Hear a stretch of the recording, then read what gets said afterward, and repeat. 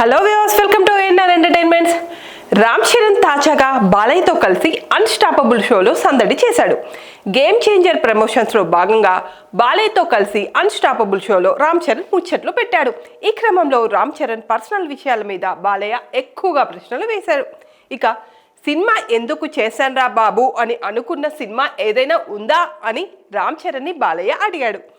Audience అందరికీ తెలిసిందే కదా అని రామ్ చరణ్ అన్నాడు. ఆడియన్స్ కాదు, నువ్వు చెప్పు అంటూ బాలయ్య అడిగేశాడు. జంజీర్ మూవీని ఎందుకు చేశానో నాకు కూడా తెలియదు, అసలు చేసినట్లు కూడా గుర్తులేదు అని రామ్ చరణ్ చెప్పుకొచ్చాడు. మహేష్ బాబుతో మల్టీ స్టారర్ చేస్తావా, ప్రభాస్తో చేస్తావా అని అడిగితే ప్రభాస్తో కాస్త అర్థం చేసుకుంటాడు, మహేష్ బాబుతోనే చేస్తాను అని రామ్ చరణ్ చెప్పుకొచ్చాడు.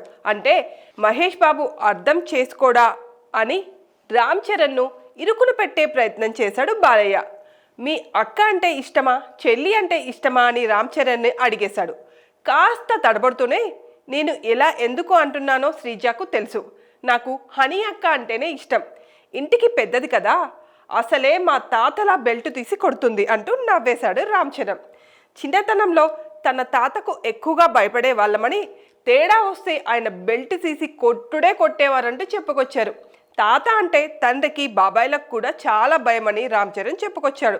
ఇక నాయనమ్మని ఎప్పుడు ఏడిపిస్తూనే ఉంటానని, అమ్మకి నానమ్మకి ఫిట్టింగ్ పెడతాను అంటూ రామ్ చరణ్ నవ్వుతూ చెప్పాడు. ఇక ఈ ఏడాదిలో మనవన్ని ఇవ్వమని నానమ్మ అమ్మ రాసిన లేఖను చదివి రామ్ చరణ్ నవ్వేశాడు. ఈ ఏడాదిలో చూద్దామన్నట్లు రామ్ చరణ్ చెప్పుకొచ్చాడు.